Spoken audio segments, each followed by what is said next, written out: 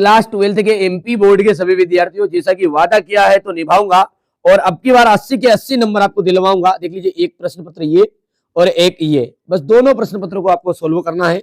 अच्छे से सॉल्यूशन में दे रहा हूं, Hindi medium plus English medium, यानी हिंदी एंड इंग्लिश वर्जन दोनों के लिए। चलिए तो शुरू करते हैं, फटाफट से अच्छे समझते हैं। वर्तमान में रूस के राष्ट्रपति कौन थे? वर्तमान में रूस के राष्ट्रपति कौन थे? तो बोरिस येल्त्सिन एकदम राइट आंसर रहेगा। यदि हम थोड़ा सा ये अब समझ में आएगा सबसे। विश्व बैंक की स्थापना कब हुई? विश्व बैंक की स्थापना हुई थी 1946 में। निम्नलिखित में से पारंपरिक सुरक्षा की नीति तत्व है? सामूहिक सुरक्षा, गठबंधन बनाना, शक्ति संतुलन की उक्त सभी। तो ये उक्त सभी। यदि पृथ्वी पर पाए जाने वाली वनस्पतियां समाप्त हो जाए तो किस गैस की कमी होगी? तो कमी होगी ऑक्सीजन की। किसकी? ऑक्सीजन की। आजादी के बाद भारत के सामने प्रमुख चुनौती थी? आजादी के बाद भारत के सामने चुनौती थी तो राष्ट्र के निर्माण की। गुण निरपेक्षता शब्द का सर्वप्रथम प्रयोग किया था तो जॉर्ज लिस्का ने एकदम इसका प्रयोग किया था। आगे बढ़ते हैं हमारे इंग्लिश मीडियम वाले बच्चों के लिए। बोरिस येल्त्सिन यहां से 1946 हो जाएगा। यहां पर ऑल ऑफ दिस आंसर ठीक रहेगा। ठीक है, चौथा जो क्वेश्चन है उसके लिए आपका ऑक्सीजन राइट रहने वाला है। पांचवें प्रश्न पत्र के लिए आपका जॉर्ज लिस्का,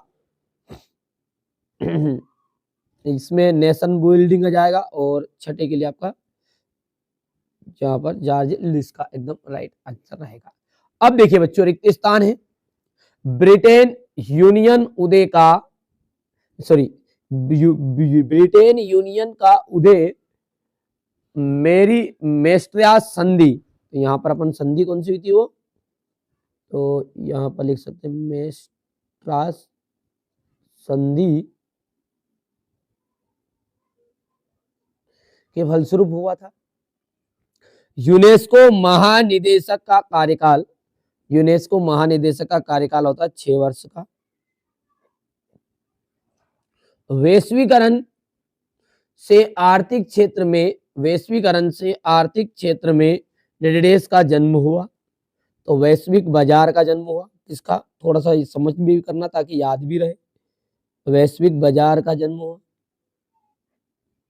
जम्मू कश्मीर का राजा, जम्मू कश्मीर का राजा कौन था? हरि सिंह था। भारत में योजना आयोग की स्थापना 15 मार्च 1950 को ही, 15 मार्च 1950 को ही। ठीक है, इतनी चीजें थोड़ा सा छोटा कर दूं ना ये। और अगला है आपका समग्र क्रांति के प्रतिपादक। समग्र क्रांति के प्रतिपादक आपका हो जाएगा यहां पर मेरे बच्चों जय प्रकाश नारायण। जय नारायण, जय प्रकाश नारायण। हो गया इतना। आगे बढ़ते हैं और अगला देखते हैं यहाँ पर इंग्लिश मीडियम वाले बच्चों के लिए है। तो ये तो इंग्लिश मीडियम वाले बच्चे भर लेंगे ट्रांसलेट करके। ठीक है, सोवियत संघ द्वारा अफगानिस्तान में हस्तक्षेप। सोवियत संघ द्वारा अफगानिस्तान में हस्तक्षेप तो यहाँ पर हो जाएगा 1979। अफगान एड्स का जो कारण है, एड्स का कारण सबसे ज्यादा क्या विषाणु के कारण होता है। पृथ्वी 1992 का पृथ्वी सम्मेलन जो था रियो डी जेनेरियो सम्मेलन के नाम से जाना जाता है। स्वर्ण मंदिर जो है, स्वर्ण मंदिर का लिया जाएगा हर मंदिर साहब अथवा दरबार साहब। तो ये आपका चौथा हो जाएगा। के एन राज में आपका हो जाएगा भारत पाकिस्तान। करगिल संघर्ष, करगिल संघर्ष के लिए आपका हो जाएगा यहाँ पर। ठीक है, ये भारत पाकिस्तान करगिल संघर्ष का ही है छठा। कौन सा मैंने नहीं लिखा है प्रथम। अच्छा, के एन राज प्रथम पंचवर्षीय योजना के विशेषज्ञ। तो यहाँ पर ये पांचवा है ना, ये छठा बटा है ना, गलती हो गई मिस्टेक। दर आयोग, दर आयोग का जाएगा ये 1978। 1948 हो गया। यहाँ पर इंग्लिश मीडियम वाले बच्चों के लिए ये 2, ये 6, ये 7, ये 3, ये आपका 4, 5 और ये जाएगा आपका 1। कर लोगे आराम से। देखिए आगे बढ़ते हैं। यूरोपीय यूनियन परिषद के अध्यक्ष का नाम लिखिए। ठीक है, तो यूरोपीय यूनियन परिषद के अध्यक्ष का नाम है चार्ल्स मिथले।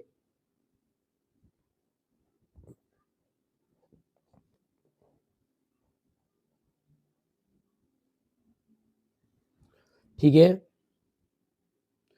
और दक्षिण सार्क का पूरा नाम बताइएगा। दक्षिण एशियाई क्षेत्रीय सहयोग, दक्षिण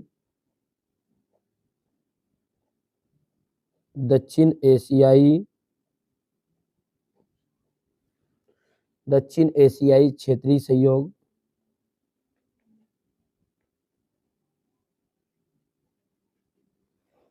हो गया। वर्तमान में भारत में कितने राज्य और कितने केंद्र शासित प्रदेश है? वर्तमान में भारत के 28 राज्य हैं और 7 केंद्र शासित प्रदेश, 7 केंद्र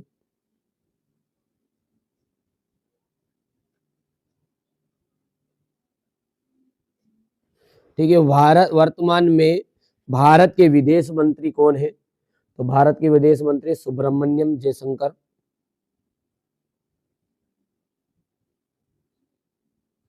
सुब्रमण्यम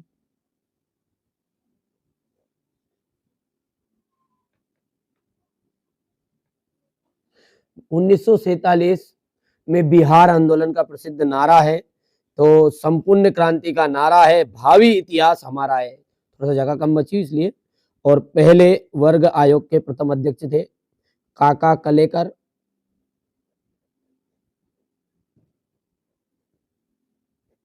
और मंडल आयोग की प्रमुख सिफारिश क्या थी? पिछड़े वर्ग में आरक्षण।